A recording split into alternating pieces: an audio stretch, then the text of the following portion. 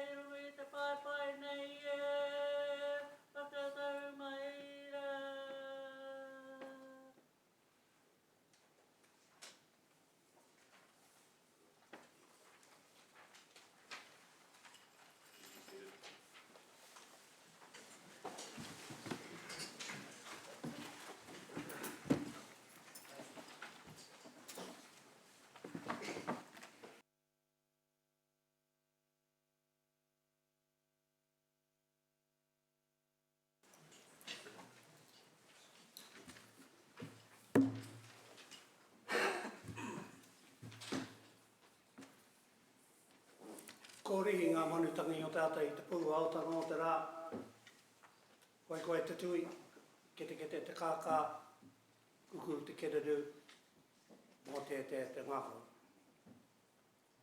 Ngā kupu tuatai ke hāpai ki te kainganga o te rangi me te whenua, kia horata marino, kia whakapapapaunanu te moana, kia tere te kārohi rohi i rungi te tangata, e hi koe i rungi ngā tongi kura o ngā mātua tūpuna ko whetū rangi tia ko hurihia, hei karupi i ata mō matariki moi koutou. Ngā mate i rungi a koutou, ngā mate i rungi a tātou whariki hia i roti te kaunihera o tēnei whare. E kia ki ai te kōrero moi mai koutou i roti tia. Kia tau hoki ngā manatu tano ki rungi te kēni e popuru ana ngā tongi kura hei tui, hei papakotai tēu.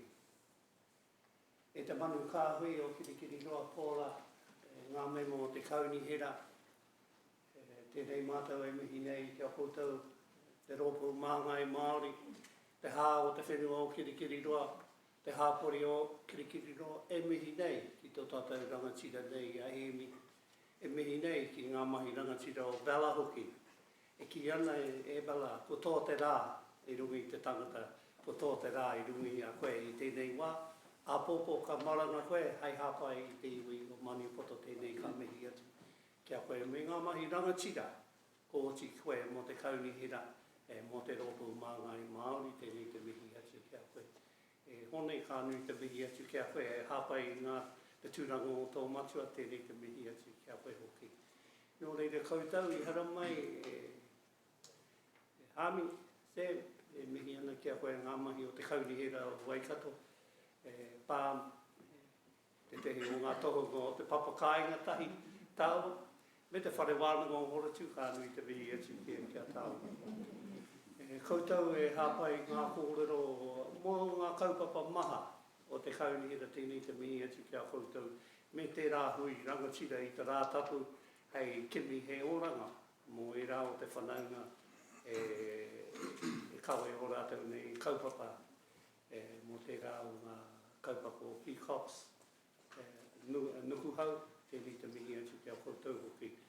Nō reira ka reo te kumero i ngā kōrero he rā tēnei mō tō tātou nei rangatira nei e hemi, e nui ngā pukenga i runga i tō pokohiwi, mai te wā o te Karachi, mai te wā o te whakataunga o te take raupatu, ko koe tērā e hi koe e arahi e poi ngā painga, engari i tēnei wā.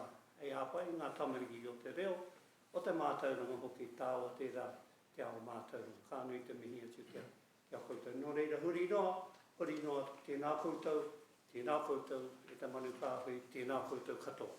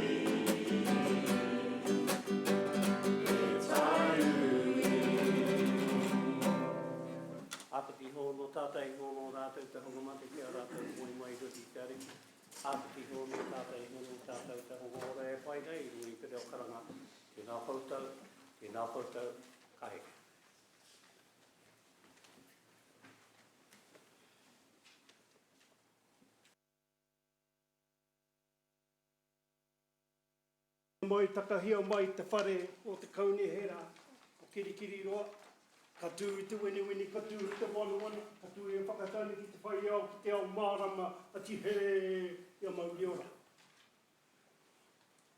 Ka hoki ake au, te wā e ora ana a kingi koroki. I haina mai i rā i ngā manuwhiri, no tā wāhi ki runga i a tūranga. Ka mihi ake i roto i tō tātou reo rangatira, kātahi ka tū ake e te kaumātua no te mani o poto ki te whakapākia tia kei mua te aro o te kingi, kia mōhi wainga i ngā manuwhiri, heha ngā kōrero i whakatakato hiakera. Nō reira, ka wehe pāpauri, ka kōrero i tō tātou reo, ka whakamāramake i te reo tuarua, kia māramahi ake nei te katoa e hui mai nei. Nō reira, tēnā koutou a tēnā tātou. Nō reira, karanga mai ira. Karanga mai ki rungi te kaupapa ko hui ko tahi ai tātou. So welcome. The purpose why we are gathered here today, he mira. Karanga mai ki tōna whānau. Karanga mai ki tēnā o ngā kāwairanga tira ko te tū mai kei mui a koutou. Karanga mai.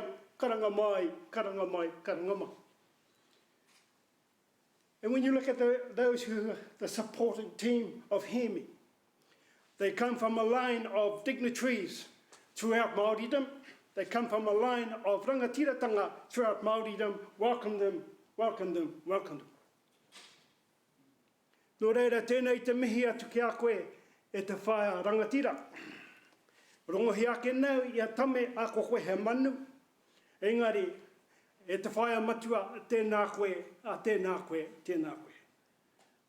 Madam Worship Mayor, thank you for this gathering and thank you for the welcome, not only to our friend, but to a talented young human being. I say young. Nō reira, kia koutou hoki ngā mema o te kauni hera nei, tēnā koutou, a tēnā koutou.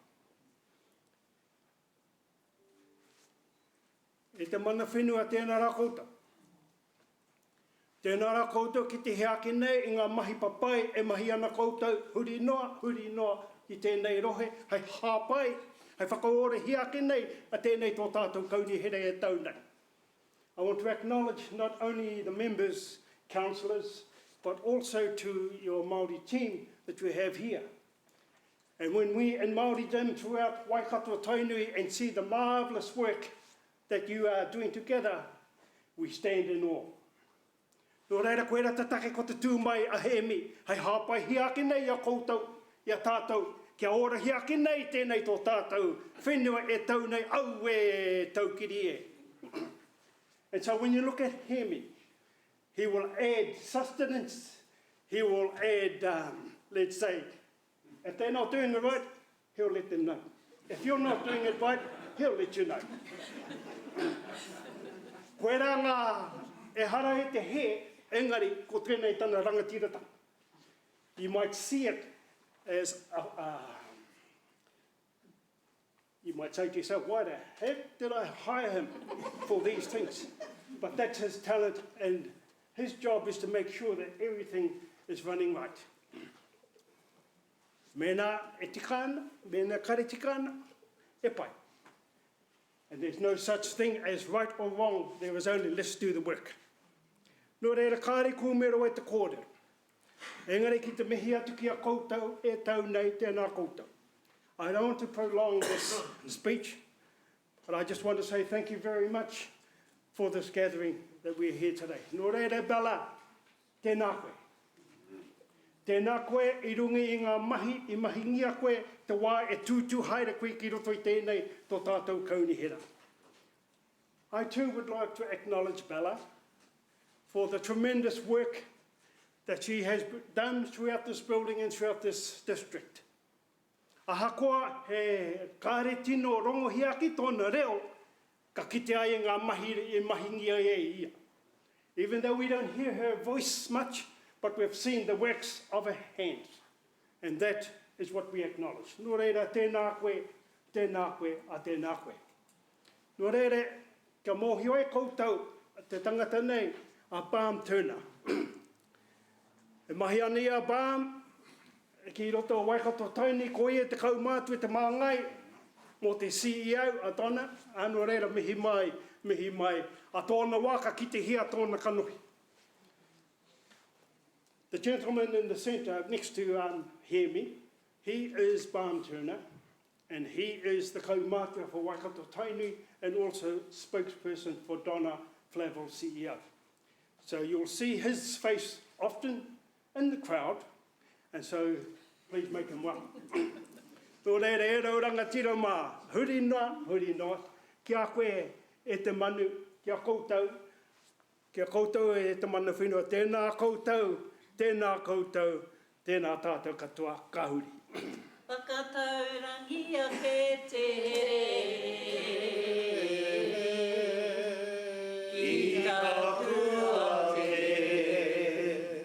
upua ke nei, te mauri, o te aroha,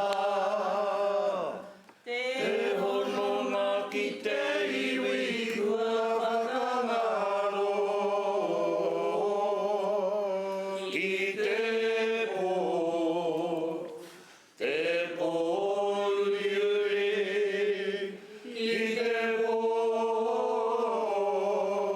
I o ti atu, kei ngā whakaoati here ki te rangi, hei huarahi atu,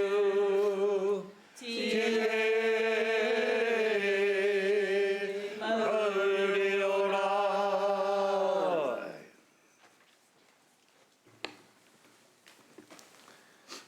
Kia ora. I'd like to welcome and invite Mayor Paula to mihi on behalf of Hamilton City Council, initially farewelling Mangai Bala. Huri noa, tēnā koe.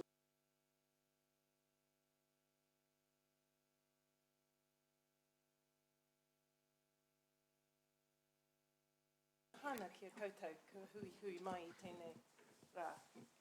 Bella, mā te huru huru ka rere te manu. E Bella, kua rere hoki koe ki te kāwai maro o Maniapoto. Me pēwhia rā te mihi hia koe mō ngā taonga kua whaio. Hei huru huru, mā mātou. Kaore e mutu te mihi kia koe e Bella. We have a gift. I want to say thank you for the beautiful work that you've done with us. We're sorry to be losing you, but at the same time we know that you're going to put your heart and soul into the people of Maniapoto, and we wish you the very best for that new endeavour. You did, in your own unique, quiet way, make sure that we were on track through finance, through risk and audit, and we are very grateful for your efforts.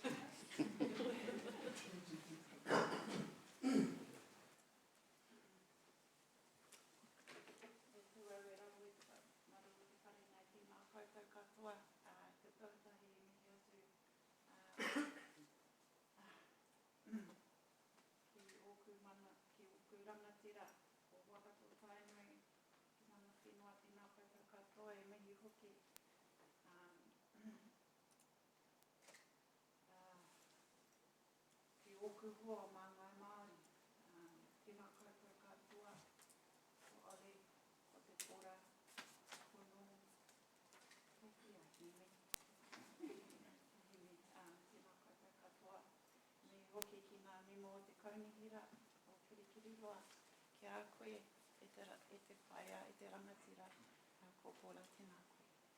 Mihi hoki ki a koutou katoa. Mihi hoki ki tō tātou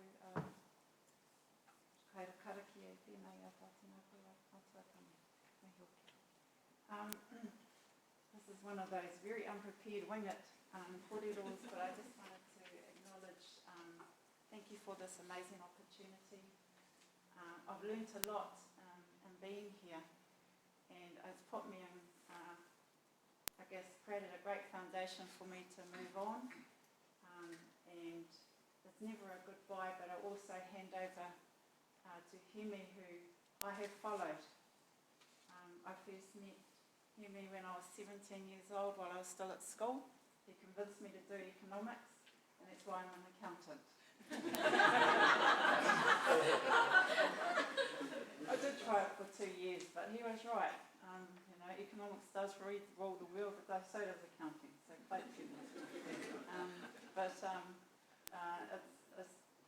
I leave sad. I'm actually missed you all since I've left here. So it's just a reflection of how wonderful you've been and how you've really looked after me and my fellow Māngai Māori, and it just makes us stronger in terms of our connection to Waikato Tainui and to our mana whenua. So tēnā koutou. Yeah, thank you.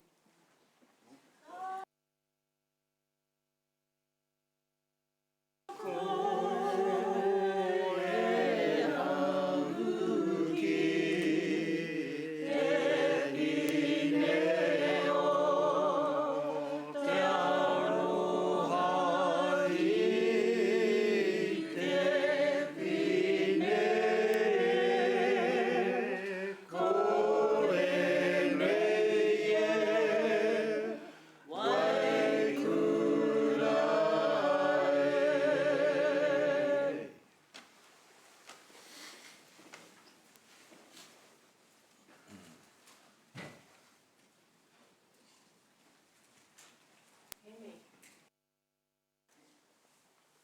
te rangatira hemi, nau piki mai, nau kaki mai. Ko tēnei te reo pōwhiri a te kaunihira o kirikiri roa ki a koe me tō whānau. Piki mai i te waka māngai Māori kia kake i ngā kaupapa a te iwi a ngā hapu o mā tāwaka. No mātou te whiri, no mātou te honore. Nō reira, tēnā koutou, tēnā koutou, tēnā koutou, katoa. Hemi, well, welcome back. In my case, you and I have a long history of working together, way back in the river settlement days and other matters of interest. So it's really nice to be working with you again. And I welcome your fresh and candid approach to business in this chamber, because I know, and you will always do it in the most respectful way, that you will say exactly what is on your mind and look for solutions. And that's something that we really welcome here. Already, since we've reconnected, I've given you some mahi to do with me, and it hasn't all been smooth sailing, nice work. We're going to do some pretty hard stuff. So once again, welcome to you, a warm welcome, and a warm welcome to all who've come here to support you today.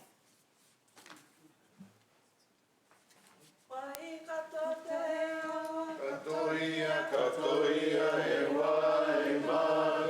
Katoia, e wai mau. Ka eke ki te puaha o wai kato te awa. E piko he tani wha. E piko he tani wha. Ki atu patora kei tahuri koe i ngā aukaha o wai kato.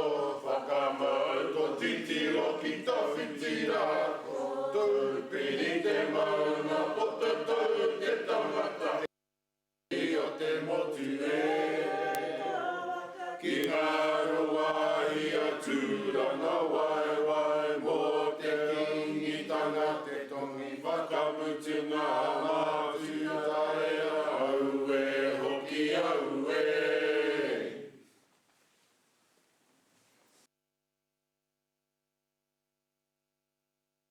Hemi. E ko. Tēnei te wī, tēnei te puna tau nori huranga te whare uenu ko heri ki reira te kehi ta tahi te mana. Te hikei runga whanatua ki te puru ki te wāhanga katu te tohi kura kota ki ngā tupe anu I kata te kei uri ai. Tēnei te nihingi, tēnei te nāna, tēnei a te hanu o te tupua. Hāpahingi a korangi nui e tū, ko papa e takato, ko te kaupapa a he mira, ko te tū mai ai tātou. Ko hāruri te takua e kuatangi te whāwhāku, kurungia, soia, tūtiro viti whakamauro ki a tīna. Tīna! Tai ki e!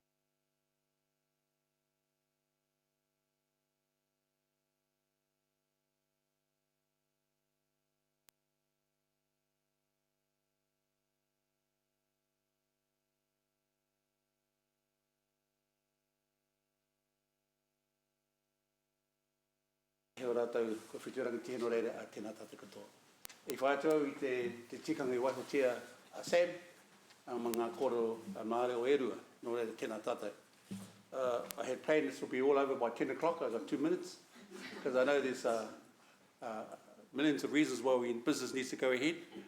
But just briefly, I'd like to acknowledge Bella, because I've known Bella for many years, and she came back to work her husband came back to work for our people and things like that, so it's really just glad that she's back here and she's moved on to better and bigger things, Bella, so thank you for leaving the chair. How long I'm able to stay in is another thing. But also, I'd like to thank the council, actually, for the courage of allowing the Māori positions to happen. What it does is it gives us an opportunity to work beside the council, and to be able to have a meaningful input, particularly around trying to bridge cultural impediments that I believe will only enhance the development of Hamilton City. Although I was schooled outside of Waikato in Auckland, my family are from here, from Te Papa Ora to Marae, where my dad is currently buried. And so my children have bought houses here, and so it's become part of their part. But more importantly, I just wanted to say that I think it's a privilege to be able to sit beside and add value where I can. I will be humbly well behaved, but like many of you, if there is a strong principle that needs to be debated, I'm prepared to debate that. But what I've seen in even in your latest council meeting, you debated the issue and not the person, and I think it's commendable. I've come out of iwi politics for 20 years, and I think I'm ready for anything after that. So, you know, it may take some time for me to behave, but, you know, in iwi politics, you had to fight. You really had to fight, and it's unfortunate, but I loved it anyway. So, nō reira, tēnā tātou katoa.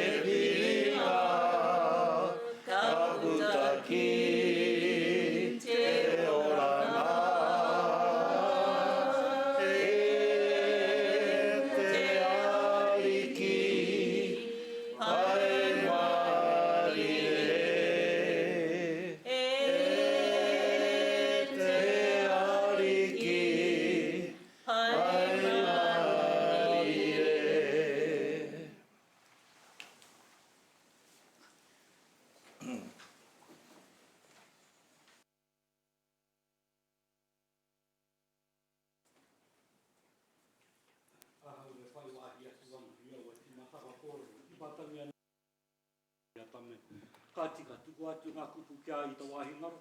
Tātou kai hanga o na manakitanga o hora nei ki runga ia tātou. Ka tika rore kia koe te atua.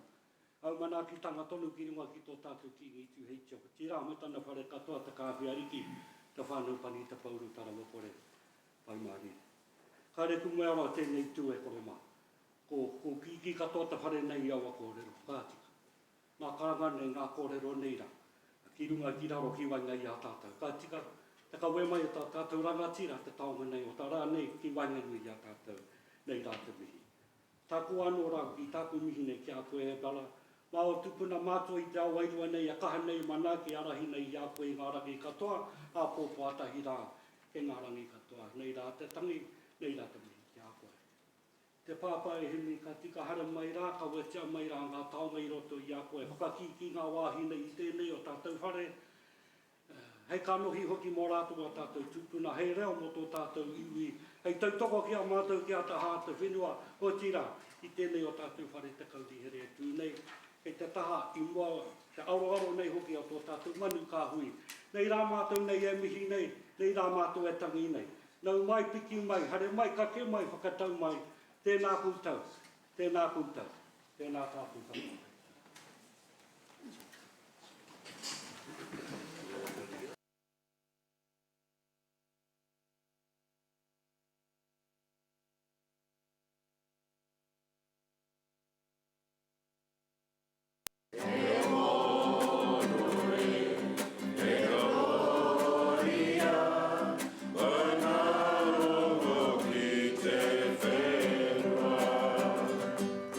Waka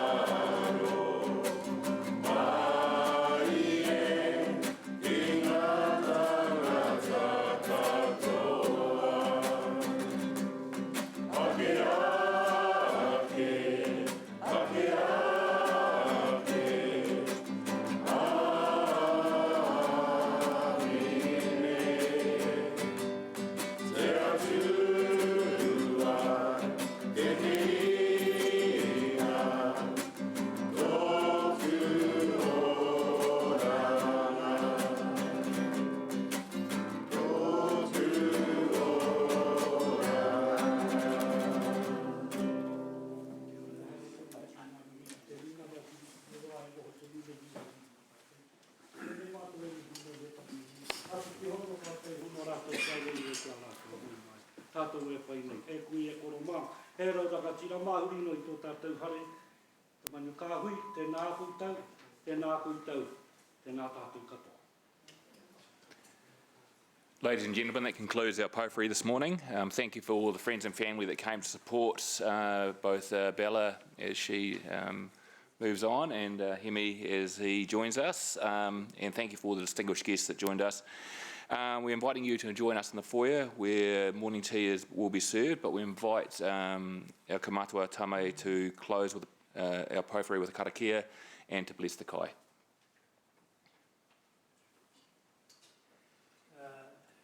Tēnā koe te rangatira. Ko kapi tēnei wāhanga e tō tātou rangatira nei asu tahi, our kaumata would just change the ball and given him a role to do. He's closed it for us today. So I'll just whakapai our food and then we can partake in some kai with our whānau.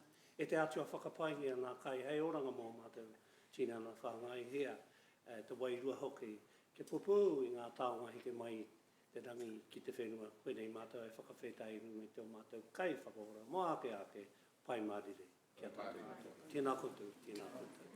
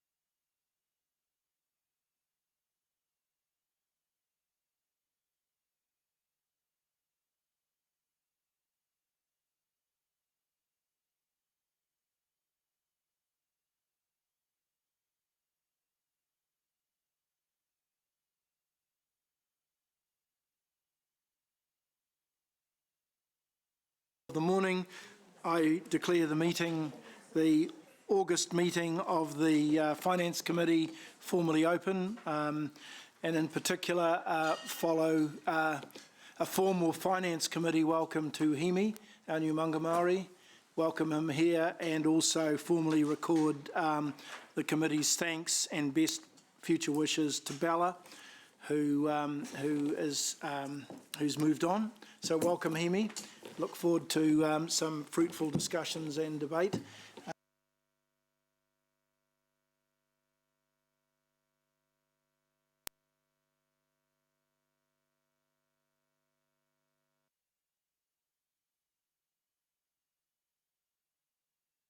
The agenda, and the first item on the agenda is apologies, and I have apologies from Councillor Hamilton and lateness from Councillor Forsyth.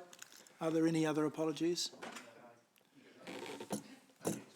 Chair, I got an appointment at 2 o'clock on council business, so if we're still going at that stage, which looking at the agenda, we may well not be looking at the agenda, but if we are, I'll have to leave at 2, sorry. Thank you. Sure.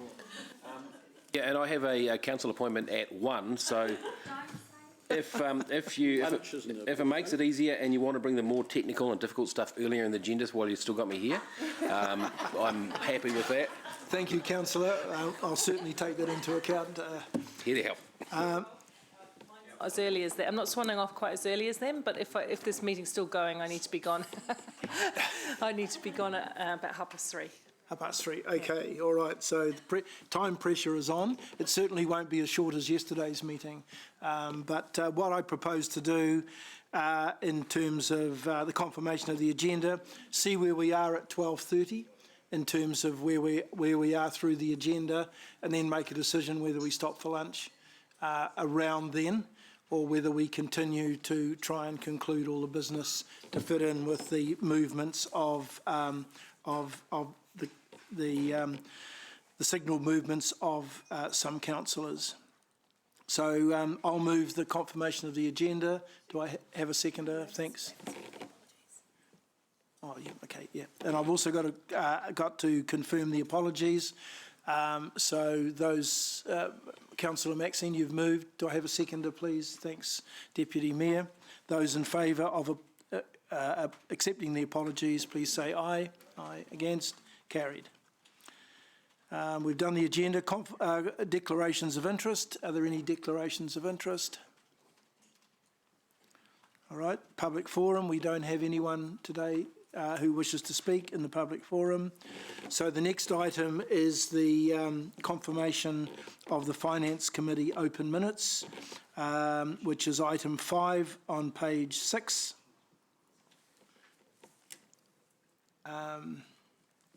Does anyone have any questions? Happy to move if... Thank you, Councillor Mark. Do I have a seconder, please? Thank you, Councillor Maxine. Those in favour, please say aye. Aye. Against? Carried. Okay, so the next item is the Capital Monitoring Report, and we've got Ian.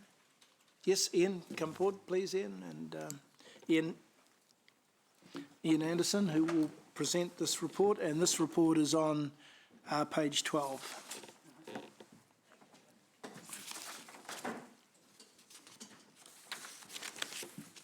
Good morning, councillors. Good morning, Rob.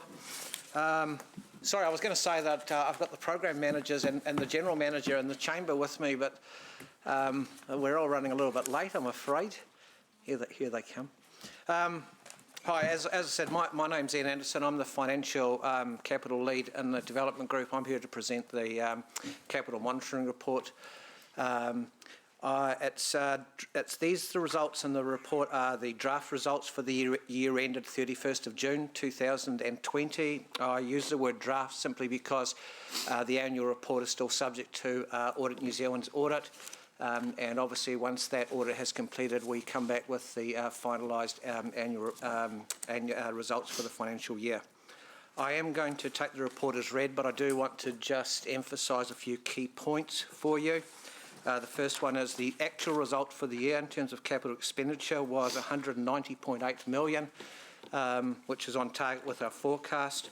There was associated capital revenue with that program of 42.4 million. So they were both two good results in terms of what we were forecasting. If we compare that to the previous year, we spent 153.7 million. So again, what you're seeing now is we are seeing the ramp up of the capital program from what we indicated in the LTP to meet the growing needs of Hamilton.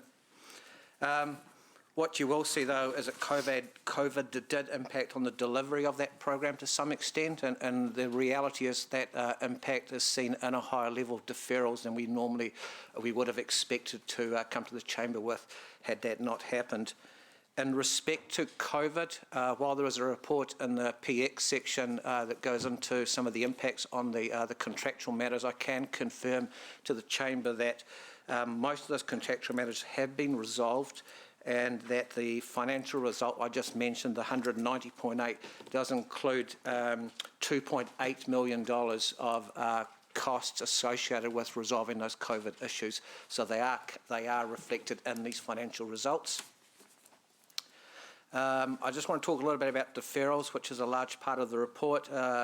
In respect to paragraph 23 on page 17 of your agenda, you'll see in that table I'm reporting that the total for the year is 173.3 million. But importantly, I would like to just stress this, that they are offset by budgets that we brought forward of 31.3 million. So while we were moving some money out into future years, equally we were bringing money from future years back into the current year. And I think that's just a reflection on the complexity of our capital program and how dynamic it can be. So I talked there about a net level of deferrals at 142 million. Just for clarity, though, I would like to just emphasise that 142 million that I'm talking about there has not all naturally moved into the next financial year, i.e. it has not all moved into the annual plan that you signed off yesterday. When we look at the deferrals, we actively look at them and we program and cash flow them out as to when we expect they're going to be spent, so we simply don't drop them into the next year. In terms of the deferrals that are within the annual plan you signed off yesterday, the level of those deferrals is 73 million. So when we talk about that capital program you signed off on yesterday, the 302 million, contained within that is 73 million of deferrals from previous years. Okay, you can assume the rest of it is sitting in years outward of that, and I can also confirm that that same cash flow was used in the financial strategy analysis. It comes out of the finance team when we're looking at those financial strategy metrics and you look at the graphs. Okay, so just to be clear on that point. And the final point I just want to make is just to be clear on the attachments at the back, attachment 2, which is the 8 program summaries. They're now all been updated to reflect the same format, same disclosure. So they now all have a table on the back page of each program which shows the key projects and the status of them in terms of where they are, just to let you know what's going on in those areas. So on that note, I'm happy to take any questions. And again, we've got General Manager Chris here, and I do have most of the program managers now in the gallery to answer any project questions. Thank you. Thanks, Ian. Will I see if Ewan's got any questions? Will that pop up on there, will it? Okay. Any questions from committee members? I've got a couple, Ian. Just wanting to tie back the 190.8 million in paragraph 12 with the two calculations in 15 and 16, which are around about that figure, but not exactly the same. So that's the revised annual. 15 is the revised annual capital expenditure budget. And then the one below that is the revised annual capital expenditure budget, but at the 30th of June. So I'll clarify that for you, Councillor Rob. So so in paragraph 12, you're referring to 190.8 million, which is different to those other two figures. Yeah. So the 190.8 is the actual result. That's what you will see. That was our actual capital expenditure for the year. Yep. The tables on paragraphs 15 and 16 is Council's forecasted capital expenditure budget. Oh, okay, So okay. at the previous committee meeting back on 16th of June, we signed off a program and said we're forecasting to spend 191.3. I'm on page 15 of the agenda, councillors. We're subsequently saying that since that point in time coming here today, we've now moved that position from 191.3 to 189.1. So that's why I say it's a pleasing result, that the actual result was very close to what we forecast. Okay, okay. Okay, so the key difference is one's an actual, the other tables are budget or the forecast adjustments. Okay, thank you. And the last question I've got is in relation to paragraph 29, which talks about the work in progress. The 29 million, in bullet point 2, Yes. there's 29.1 million, which is in use, and 7.7 million of projects completed. Were these all capitalised at the 30th of June and included in the depreciation figures that we've got? No, those figures at the 30th of June, Councillor Rob, that 29.1 was still sitting in the WIP ledger, but it was classified as in use and being processed. The 7. So that's effectively our WIP that is currently in arrears, So is it? if you want to say that's the WIP that's getting the high attention right now to be put into it. Okay, I know that Finance make an assessment on the depreciation associated with that, so that we're not understating it, but at that point in time they were still sitting in the WIP ledger. So we've estimated, Tracy, the depreciation on that unprocessed, completed WIP. That's correct. So Yep. we do an accrual basically as if that was already in the fixed asset registers, Yep. and we add that to our depreciation. Okay. And obviously we're paying interest, aren't we, because we've borrowed the money to do those particular projects. So Correct. interest is already reflected in the financial statements. That's correct, yes. Yep. Okay, thank you. Doesn't appear to be any further questions, so thanks, Ian. So the first step, the next step is that this report, recommendation item 2 in the report, is that the Finance Committee receives this report. I'll move. Do I have a seconder, please? Thanks, Councillor Maxine. Is there any debate? There being none, we'll go to the board to vote.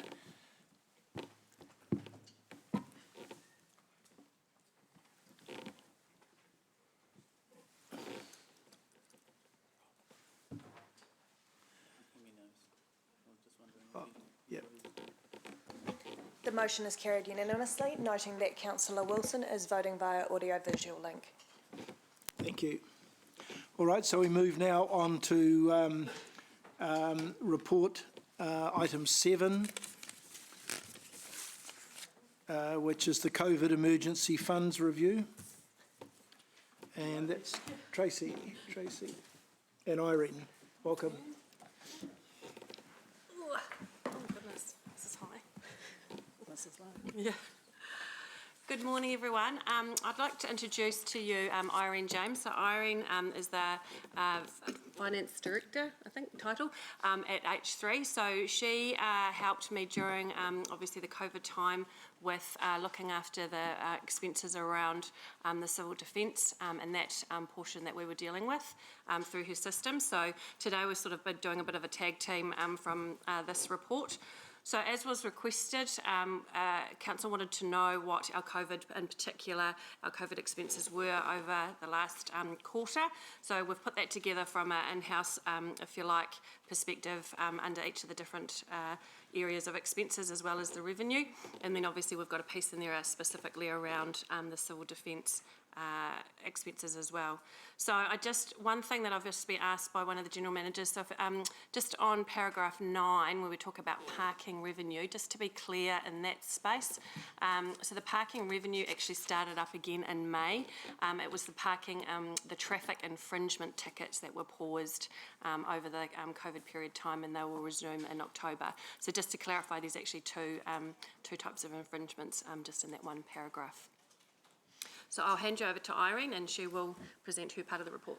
Right, so during the lockdown period and the civil defence response, there were costs that were incurred on behalf of the government for which we can claim back from the Central Civil Defence Fund. And so that amounted to $1.4 million. And we have now submitted those claims through to Central Civil Defence for the reimbursement of those. And all of those costs, so when they set up the framework, they gave us the criteria at which costs were reclaimable, and we have followed that completely, so we don't expect there to be any pushback on any of those costs. And so it amounted to, there was about 6 claims during the various times. They are, the last one was submitted at the end of June, and we're just waiting on, they have a prioritisation first received for them all to be processed, and the latest update this week I had from them is they should be looking at our claims in the next 2 weeks with a view that we then get the payment reimbursed after that point, so expecting that within the next 6 weeks. So we'll take the report as read and happy to answer any questions. Councillor O'Leary. Yeah, thank you. Obviously, excluding the additional costs that will arise with our contracts, it's a separate item. I tried to add up some columns, and I was a little bit confused at to work out exactly what additional costs that council didn't budget for were up for in relation to COVID. And also excluding, obviously, that civil defence 1.4 million, assuming if we get it back. I added up a column of costs and revenue, but just couldn't really, because part of this report also says the 3.4 million that we used for the emergency fund, but then in the report there are other things like parking's up and down, and revenue for waste was down, cemetery down, etc. So do we have a net number? I don't right now, but I can certainly get that number for you while this meeting's going on. So I'll just get my team to put this into a spreadsheet and add it up for you. Look, after's fine. Yeah. It's just at the last finance meeting, Mr Chair, I did raise, I wanted to be able to follow the money through the COVID experience and just keep an eye on that. So no, no rush, Tracy. After the meeting's absolutely fine. Yep. Absolutely. Thank you. Thank you. Mayor Southgate. I've just got one. Just in terms of trade waste, that is a volumetric charge, is it? And that's why it was, or did we remit that to be fair on businesses that we're no longer using? Through the Chair, yes, that's correct, because the businesses were shut down, therefore no longer discharging. So it's volumetric charging, is it? Or is it a... It's a mixture of. So for larger industry, it is a volumetric charge that is charged monthly or quarterly to that business. Thank you. And just through you, Mr Chair, not really for today, but just in terms of the downturn in the revenue for the pools, we've had a few other reasons for the pools to be closed more latterly, and I'd love an update on where that sits. I presume some of that's covered by insurance or other matters, but just understanding what the costs around the pool at some stage, Lance. We'll come back with a report on that, but we're actually fully insured. There's small excess of about $10,000. There's a couple of different claims, and the insurance covers loss of revenue as well.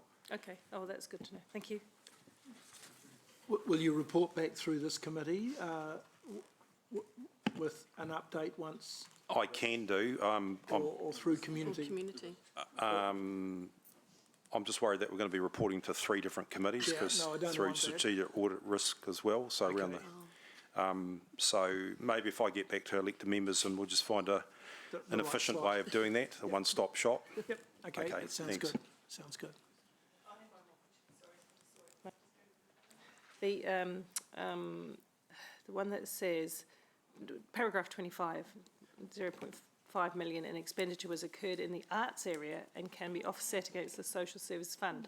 Didn't quite understand that. It was spent in the arts area, but offset against something else? Funny you should just say that. I was just looking at that. I'm just trying to get to the bottom of that. I think it might be the activity area, which is the way we name. I can't recall actually spending $500,000 just on arts. There was some of the emergency funds went to, once we changed the criteria, went to some of the theatres through Creative Waikato, but it wasn't $500,000 by any stretch of the imagination. I think, Councillor Bunting, it was 80K. Yeah. So can we just tidy we'll- that up so that... Yeah, we'll come back to you on that. Thank you. Thanks. Thank you. Councillor Thompson. Thank you. Yeah, that was one of my questions as well. But also, Tracy, are you able to explain just the personnel cost and the leave accrual? Is that leave that was going to be unpaid, or I just didn't fully understand how COVID affected that? Sure. So during the COVID time, you had the Easter break as well as school holidays. So most of our staff normally take advantage of that and go on annual leave. So normally take that those breaks over that time. Because obviously no one took annual leave, that ends up becoming a cost to us because we haven't paid it out. And offset the accrual. So basically everyone's leave balances are now a lot higher than what they normally would be, because as obviously they go on leave, that accrual, if you like, gets released back to offset them taking that time. So that just grew, as you can imagine, across the business, given that we'd budgeted to have a lot of staff off during that time. Okay. And the other thing was just looking at operating and maintenance costs, paragraph 22. Various projects were unable to be completed, and it included Project Watershed. So I was just wondering, is that partly funded by regional council, and what is the intention in terms of that project? So I can answer. Project Watershed is, so for example, it's erosion control or planting in the gully system area, and some of it is funded through regional council, a third. And so, yes, so if we're not spending, then that we weren't able to complete those scheduled works in April, May, which is prime time for us to be planting in those areas for that program and to spend the annual budgets that were allocated for that time. Right. So will that budget then kind of be carried over, or is it just lost back into kind of the council coffers on both sides? How does that work? I can probably speak to this. Being on the catchment committee for like ever, and quite happy to hand over. No, it is accrued and carried over. It all sits within a defined budget. The way that we work here is that WRC give the money contracted to City Council to run their own business along this stretch of the river, but it's a much larger funding exercise annually within the Waikato Regional Council, in which we determine what the actual costs of Hamilton doing its work would be, and there's a bigger pool. But there is someone, and I can't remember in our determinations back, there is someone who should be attending regularly the catchment committees. So at the beginning of the term it was Councillor Forsyth, and the catchment committees are no longer. And so that's right. So it's trying to find where we can actually put forward our plan to and monitor that funding arrangement with Regional Council under MOU. So that is an action we should follow up, if I could say. But forgot about it with COVID, to be fair. Yeah, but so we I'm do happy need to that take negotiator at our side as well. Yeah, definitely. And a politician involved. Yes. Cool. Which possibly would be you. Thank you. I think that was all. Thanks, Sarah. Councillor Van Oostrum. A couple of questions. The first also to do with the personnel costs. Obviously, we'll have some additional leave on everyone's personnel files. What measures are we taking to encourage them to take it, and how can we reduce our ongoing risk in terms of that as we Absolutely, great question. So some of the business units straight away that we came out of COVID obviously worked with their teams to get them on annual leave. As you can imagine, throughout the business there's a few conflicting priorities at the moment with finishing off annual plan, annual report, and obviously the long-term plan. So each general manager and with their own business units have been working on managing that with everyone to try and obviously get everyone off to have a decent break. So and the next school holidays are obviously coming up as well, which is usually a really good time for people to take advantage of that. Okay, thank you. And the second question is with regard to the funds that we can claim back from government around the civil defence emergency costs. Later in the other reports under safety is an administration expense for standing up the emergency response room. Is any of that able to be claimed back from government? No, that's not. It's only in direct relation to anything claimable is only in direct relation to welfare of people in the community. Okay, thank you. Thank you. Councillor Kesh. Just a follow-up question from Maxine in regards to the personnel costs. Are we offering to pay out any annual leave? Yes, staff do have, if they get over a certain balance, they are allowed to buy a week's leave if they want to and get it paid out to them. So yes, that is possible. And would that in turn reduce the personnel? Yes. It would, eh? Yes. Okay, cool. Thank you. All right, if there are no further questions, I will move the staff recommendation, which is that the Finance Committee receives this report. Do I have a seconder, please? Councillor Mark. Is there any debate? No, there is no debate. Let's go to the board and give Hemi some practice at voting.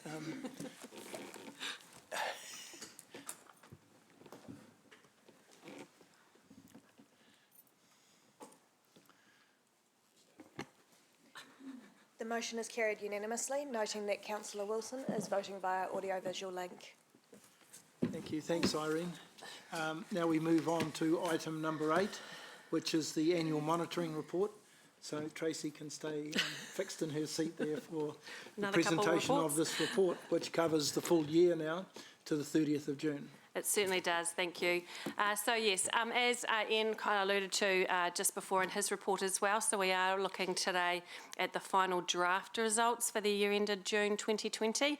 So the reason why these are draft is we have the auditors in-house right now completing the audit of their accounts. So there are always, could be always potential changes that will come up.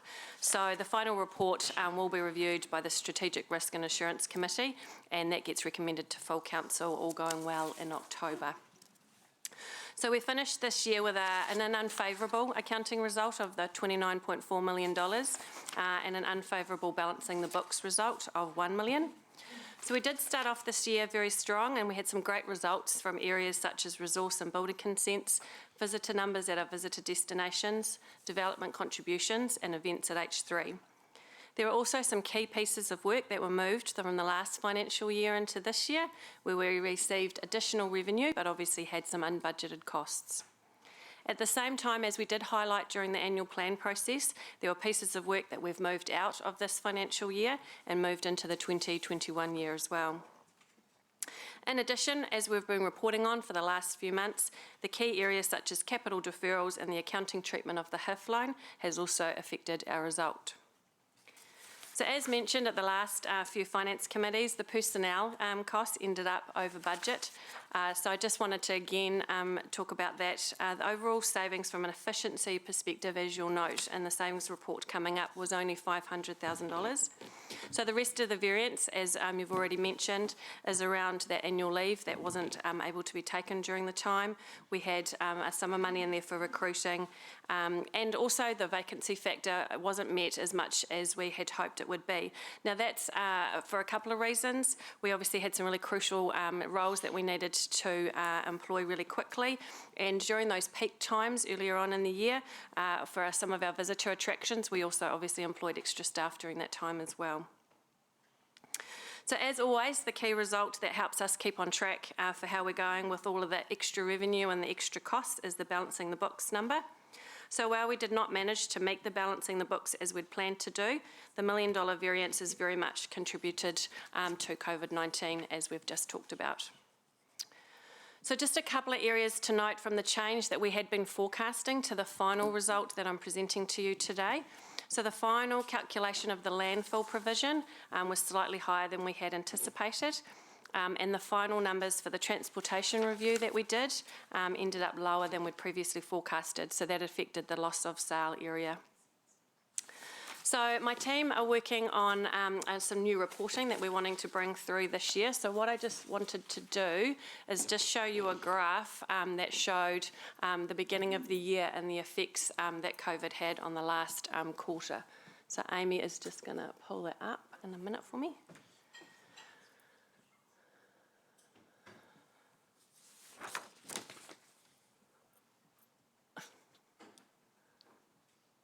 Okay, while she's doing, oh, there it is. So yeah, so you can see, so the green line is our actuals and the blue line is the budget.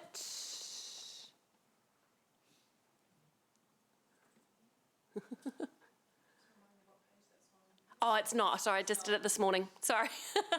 I just thought it would be interesting to see that you can see exactly where COVID hit overall from our financial year. So it just visually kind of really showed how well we had been doing for 3/4 of the year and the effects that that last sort of quarter had overall. So this is the balancing the books measure, is it? No, this is just our total expenditure overall, the whole and total result. Okay. Yeah. Okay. Yeah. So I just thought it was an interesting picture that kind of shows what's been happening. So this is using the normal accounting processes? Yep, absolutely. Yeah. Okay, so just to finish off, just in the Treasury space, we obviously ended the year with a little bit more cash investment and less debt. So obviously largely due to the cash received through our DCs and the effect of the deferrals from the capital program. And again, just a reminder to elected members around that loss of revaluation of interest swaps, which is the big $12 million number that we see right at the bottom of the accounting result. So that is an accounting / book entry only. There's no actual cash loss because of those transactions. It's all to do with our hedging. So again, we've highlighted in the Treasury section that our fixed hedging is now only 41%. This time last year, we were up fixed at 85. And as you know, as we brought to you as part of the annual plan, our changes with those hedging and pushing those out as well. So actively trying to still work on that number. So I'm happy to take the rest of the report as read and take any questions. Mayor Southgate. Thank you. Just two questions. I was just looking at the interest rates on page 69, or that graph, the interest rate risk timeline. Given that banks, I know you hedge, so that buffers us from that. Yes. And the swaps also mean we can move around. But given that the banks have just collapsed their interest rates even further, I mean, I received all my letters from every bank I'm with yesterday. You can get nothing in a bank account, right? So what will that do? What effect, if anything, will that have on our business? So you're right, not a lot at the moment because of the way we've hedged, and we've taken obviously on that risk portfolio for a longer period of time. But you'll note probably for the last nearly 3 years, we haven't been taking out any more hedging. So that's the whole effect of having that drop to that 41%. So the lower we can get that, obviously, we take a risk that over a long term, our interest rates could fluctuate a little bit more, but obviously the advantage of it is we're using those floating rates, which are at all-time lows right now as well. So the other thing is, once upon a time, even having cash on term deposit, we used to, I don't remember last year, we used to get quite a bit of interest received from that. We certainly don't anymore, so it's very minimal. So is that something for us to think about strategically for the long-term plan, because interest rates will be low, but returns on other types of investment, I was just thinking of things like the endowment fund and using that to for property or for commercial interest or something that is actually recovering faster might be. Absolutely, yes. And one of the things that we do as part of the long-term plan is review the investment and liability policy, which has the limits that we can be fixed and floated at. So one of the things that we are looking at is dropping those rates and those ratios as well. But you're exactly right. We've got lots of options of what to do with it going forward. So do we get some, will funding advisors talk to us about those opportunities? Absolutely, yes. Yep, we'll get PwC. So we meet with PwC every month and have these discussions, and we will bring them in specifically as part of the long-term plan process to talk about that as well. Okay, last thing, a number of us went to the Chamber of Commerce event with the 4 economists a couple of days ago. It was actually very good. Now, three out of the four were predicting a W shape return, and one a long U. And based on our micro business here, vis-a-vis the whole economy, what are we looking like? You think we're going to mirror a W or lift, or I'm just looking at your graph that you did before, or are we likely to stabilise sooner? I know we can't predict if COVID comes back, but... No, that's right. And so, and economists are, as you know, constantly going through and refreshing their views on what is going to happen. There's a lot of uncertainty over the next 3 months, certainly as the wage subsidy drops off, and we have a look at the impact on businesses. So from our perspective, we're just taking a watching brief, and we'll talk to elected members closer to the time when it's time to lock in our financial strategy and just determine exactly what the position is that council wants to take. But yeah, it's a moving picture at the moment. It's a very difficult. Yeah, so councillors will be involved in that whole discussion Absolutely. around investment and where's wise to... Yep. Yeah, okay. Thank you. Thank you, Mayor Paula. Councillor Kesh. Thank you. Just a question around paragraph 16, development contributions. What's the reason, or why are wet industries left out of that? So that was specifically a deal that we did this year with them. So again, all we were just trying to highlight is it is particularly high this year, but that's because we, from an accounting perspective, we had to account for all of that money coming into this year's finances, this year's books, for a particular project that they were working on. So, because if you looked for last year, it is quite a spike if you're comparing it, but it is specifically related to that particular project. So are we anticipating any similar projects in the next year? Not as far as I'm aware, no. All right. And last question, just around council received more vested assets than predicted. So when do we work out the ongoing operational or maintenance costs associated with that? Sure. So obviously, as part of doing the budget for the following year, we take a look at what we've already got, and that will determine it. So as part of the long-term plan, obviously, what we're predicting and what the vested assets are going to be. So we keep reforecasting that. But as you can see, but deferrals usually tend to end up offsetting the extra vested. Sorry. Thank you. Thank you. Councillor Sarah. Thank you, Chair. My question might be better directed at Chris, who's just left the room, but was also in regard to the vested assets. And I guess I'm interested in how we ensure that they are of really good quality before being vested to us, so that we don't have what ends up being liabilities which we need to maintain very quickly. Maybe it's a question for Eva Lisa as well.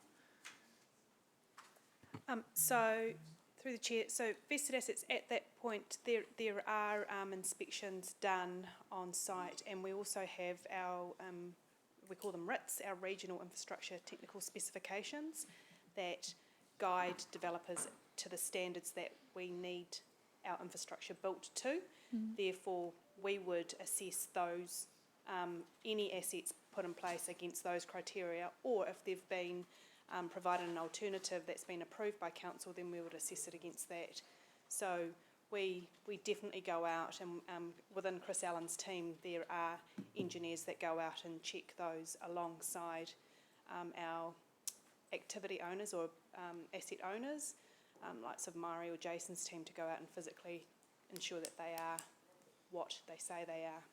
How often do we get things which we find out are kind of subpar in terms of quality, or in terms of design, say like having pumps which require to be, I don't know, electricity rather than using gravity to move? I don't have that information, so to be able to answer that question. Okay. Yep, that would be useful. Okay, I can follow up with Chris. Thank you. Yeah, thank you. Thanks. I don't see any further questions on the board. I've got one question which follows on, I think, from Mayor Paula. Now that we're now that we're floating more of our loans rather than fixing the interest rates, does that mean over time the revaluation of interest will be there'll be less fluctuations and there'll be a lesser amount in there? Yes. Yeah, okay. So that takes away a question that's been asked quite regularly over the last 7 years that I've been on council, because the figures do fluctuate quite significantly, don't they, from sometimes they're in credit and sometimes they're in debit. That's right. Yeah. So, and that really is because we are revaluing against what the market rate is at the time. So that amount has got less and less over the years as we've pulled back our fixed portion of hedging. And as I said, it is really an accounting book value. It's not cash. It's just an entry that we have to do. Okay. And you mentioned that the 12 million that's in the financial statements on page 49 for this year is a book entry, and we haven't actually written a cheque out for any portion of that. No. Has that been the same over the last X number of years that we've had this adjustment in the books? Always. That we've never actually cancelled a loan before its maturity date and had to pay the penalty?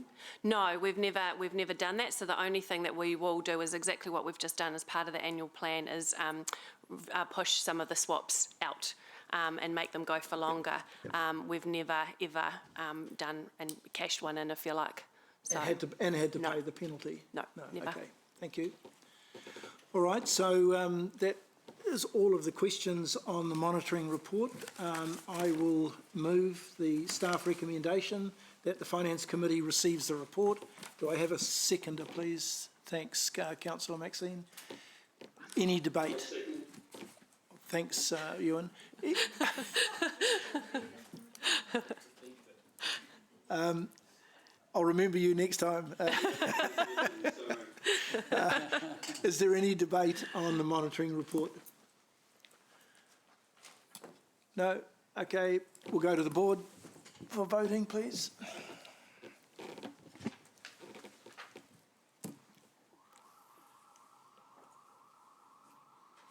The motion is carried unanimously, noting that Councillor Wilson is voting via audiovisual link.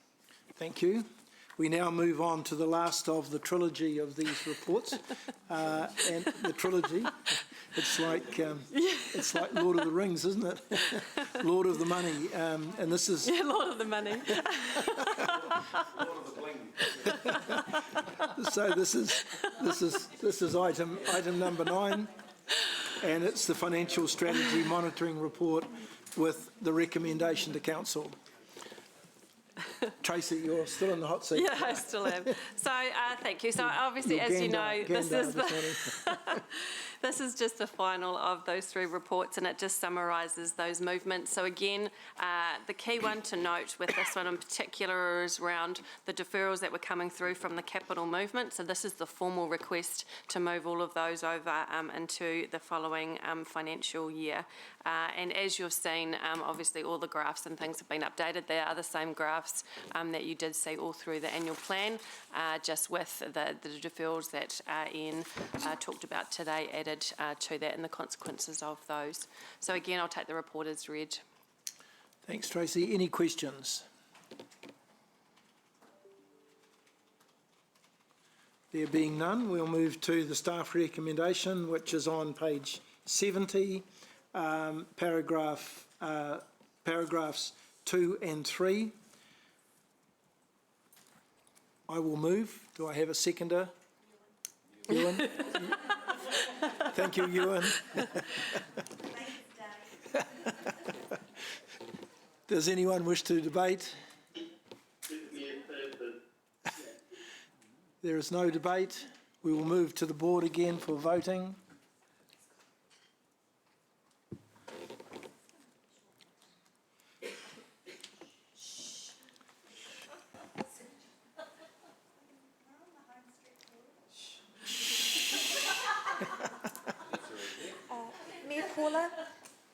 Mayor Paula, can you please vote?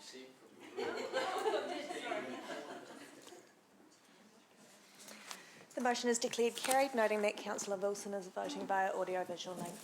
Thank you. Thanks, Tracy.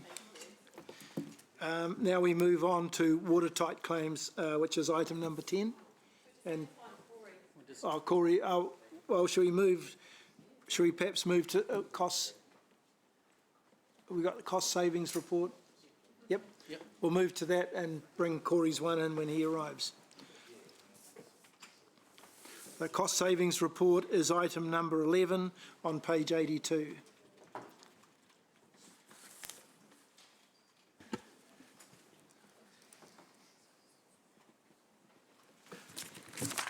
Sean. Thanks, Chairman Rob. I'm just going to take the report as read and happy to answer questions if there are any.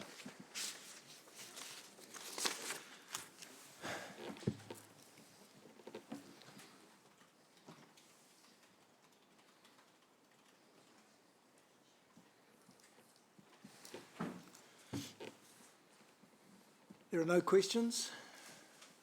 Gosh. Yep. Councillor Sarah? I'm just interested in, do we still see these savings as being realistic at this stage for this coming financial year in terms of meeting targets? Yeah, so the target for the now current financial year is $7.2 million. So in the annual plan report, we had identified the categories of where we expected to achieve those savings, but it is fair to say there's a bit of work to do to be able to achieve that. Obviously, COVID has presented us some challenges, and as much as anything, it's probably staff have been directed in sort of different areas, and so that has presented us a challenge. But I think we have so Aileen Carlisle is our transformation manager, started with us earlier this year, and so we're working on sort of fleshing out what that program looks like for the current year. So I would be reasonably confident that it's achievable, but it will take a bit of effort, both from management, but also with elected members' support as well. Yeah, so you'll come back to us kind of when that's fleshed out more in terms of how we approach. Yeah, I think it might be a good item to bring to a briefing, perhaps as part of as we're sort of doing the financial strategy work through the long-term plan as well. I know Councillor Rob has also expressed some interest in perhaps looking at how we might do things differently through the long-term plan. I think that's a really good idea. So through some of our financial strategy sessions and workshops, it would be really good to kind of have that, dig into this discussion a bit more through those. Okay. Thank you. I do not have any more. Oh, I do have another question. Councillor Kish. Just a quick one. With the savings, 2.2 million in personnel savings, how do we save on personnel? So it's through basically with our personnel budget, we have embedded savings targets within the total budget.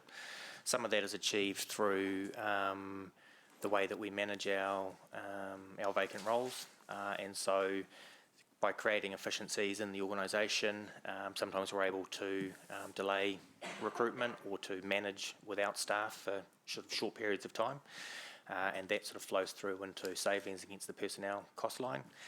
There's other things that we do which make more sustainable and ongoing savings. So, for example, introducing different processes or ways of doing things, which might then mean that we don't need to replace a role, or we don't need to contract for services, that kind of thing. So, and those flow through into the personnel line. Got you. So we're not actively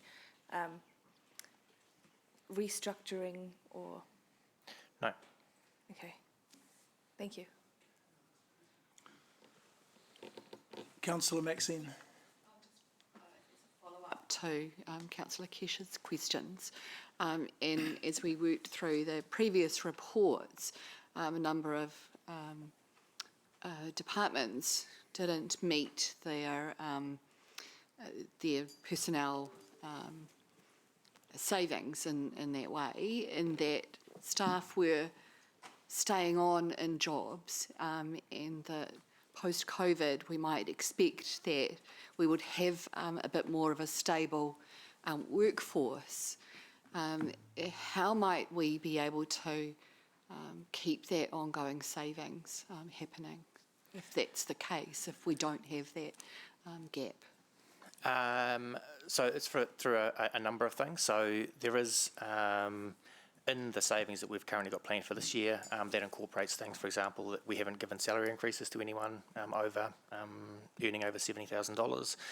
I guess the more sustainable and ongoing things, we do expect to pick up or catch up sort of some of the leave liability through this year that we've kind of built up in the last year, which had a negative impact. But also through things like the way that we use technology, the way that we are trying to get more of our services online, that kind of thing. What it means is that potentially we don't need to recruit or hire as many people as we have in the past. So when people leave, we don't necessarily need to replace them immediately. And that's really where we expect to see savings translated through to personnel. Yeah, I think that's probably as good an answer as I can give. Thank you. Also, staff will be working in a little bit more of a different way, potentially, with some in the office, some from home. Yep. Might that also be an opportunity for council to realise some cost benefits from that? Absolutely. And so one of the things that we've talked about is think about different ways of working and what does it look like for council in the future. That might mean that we have that we need less physical office space, for example, which may flow through, which flows through into potential cost savings in that respect. So all of that, so that's definitely on the agenda for us to look at. Yeah, and if I can support Sean's comments, I mean, and Richard said it previously, post-COVID, there's not going to be probably the propensity for people to want to move around jobs because they'll be fearing job security, obviously, or on top of that, we've done a huge lot of work around our engagement, so staff are a lot more engaged than they were 4 years ago, so that means people are happy in their jobs and don't want to move. So we see that as a real risk to the vacancy factor, which is why what Sean's talking about is something that the senior leadership team are really focusing on. So we're going to have to do things differently and find vacancy savings by when roles come up because they're vacant, questioning whether we need to refill those roles. So that will be the main thrust of the efforts around vacancy savings. It might also mean, in the report, it talks about reprofiling. So we might get 3 months into this year and determine that we're going to find savings from other avenues as opposed to vacancy savings. So we might reconfigure that, but we're really focused on that $7.3 million savings number for this year. Thanks. Thank you, Chair. Mungai Emi. Kia ora, Mr. Chair. I'm just concerned that it's easy to cut staffing, and I'm just sort of worried about will there be increasing cost in terms of consultancy because the role you've taken away, someone's going to have to do the role sometimes. The other one too is that it comes down to me that less people are doing more work, so I'm a little bit concerned around health and safety, welfare, particularly the mental health welfare of some of these people. And I know it's easy to cut staff, but if we're going to prepare ourselves for a new way of doing things, then maybe we need to really have a look at changing a culture right across as well. It's easy to take out staff, but if the work picks up again, I'm not too sure whether these figures are sustainable long term. Yep. I think in the first 12 months, yes, but as the business grows again and we get back onto line, that's what I'm just concerned about. Yeah, and they are really good questions. The intent, so just to probably clarify, the program isn't about cutting staff or it's not about reducing headcount. It's about introducing or improving different ways of doing things, improving business efficiency, and it's only if we can achieve those efficiencies, there may be a sort of subsequent opportunity to not hire someone or not fill a vacancy. But it's efficiency-led. It's not people headcount or headcount-led. So that's definitely not the intention of the program that was sort of set out by council during the long-term plan. And the other kind of question that you sort of touched on was around the culture of the organisation. We've had a high-performance framework program in place for about 3.5 years now. And a key part of that is helping to drive innovation through the organisation. So from top down and sort of bottom up, all staff are empowered and encouraged to try and find innovative and new ways of doing things. And that's actually what's helping to drive some of the opportunities that we're seeing through our transformation.